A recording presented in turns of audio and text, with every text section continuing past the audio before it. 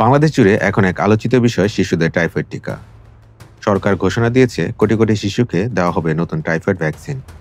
কিন্তু প্রশ্ন উঠেছে, এটা কি সত্যিই দরকারি, নাকি এক বিশাল বাণিজ্যিক পরিকল্পনার অংশ?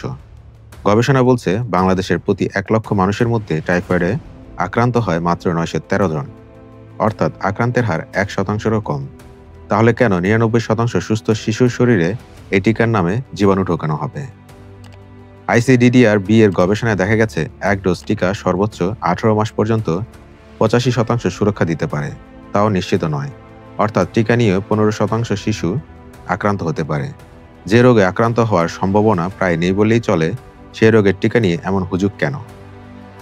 বিশেষজ্ঞরা বলেছেন, টিকা মানে আসলে ওই রোগের জীবাণুর অংশবিশেষ শরীরে প্রবেশ করানো, যাতে শরীর আগেভাগে প্রতিরোধ তৈরি করে। কিন্তু এতে তো যারা কখনো আক্রান্তই হতো না, তাদের শরীরেও অকারণে জীবাণু ঢুকছে। প্রশ্ন হলো, এটা কি বিজ্ঞান, নাকি ভয় দেখিয়ে ওষুধ বিক্রি? টাইফয়েড এমন কোনো রোগ নয় যার চিকিৎসা নেই। তাহলে কারা এই টিকা দিচ্ছে, কারা লাভবান হচ্ছে? বিশ্লেষকরা বলছে, ড্রাগ কোম্পানিগুলোই আসল খেলোয়াড়। তারা কোটি কোটি টাকার ব্যবসা গড়ে তোলার গবেষণার আড়ালে মিডিয়ায় ভয় ছড়িয়ে তারপর সরকারকে চাপ দেয় গণটিকা দিতে। ফলাফল, জনগণ ভয় পায় আর তারা পায় মুনাফা। চিন্তা করুন, এই টিকা ইউরোপ বা আমেরিকায় দেওয়া হয় না, অথচ বাংলাদেশ, ভারত, পাকিস্তান, নেপালের মতো দেশগুলোতে তা চাপিয়ে দেওয়া হয়। কেন? কারণ এখানকার জনগণকে গিনিপিগ হিসেবে ব্যবহার করা যায়। বিজ্ঞানীরা সতর্ক করেছেন, টিকা নেওয়ার পরে কিছু শিশু দেখা দিতে পারে অ্যালার্জি, হরমোনাল সমস্যা, এমনকি ভবিষ্যতে সন্তান ধারণে জটিলতা পর্যন্ত। অথচ এইসব তথ্য কখনো সামনে আনা হয় না। তাহলে কি আমাদের শিশুরা হয়ে উঠছে ফার্মাসিউটিক্যাল সাম্রাজ্যের পরীক্ষার মাঠ? এই প্রশ্ন আজ প্রতিটি অভিভাবকদের মনে। তাদের ভয়, বিনামূল্যে টিকা নামের এই উপহার আসলে কতটা নিরাপদ? কারো শরীরে যদি আগে টাইফয়েডের বিরুদ্ধে অ্যান্টিবডি থাকে, তবে তাকে আবার টিকা দিতে হবে কেন?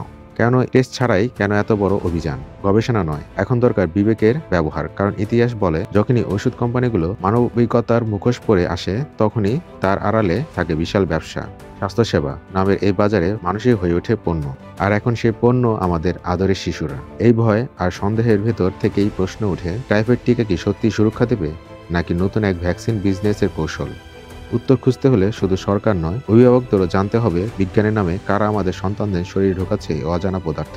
তাই এখন সময় এসেছে ভেবে দেখার, এই টিকা সুরক্ষা আনবে নাকি ভবিষ্যতের নতুন রোগের বীজ বপন করবে।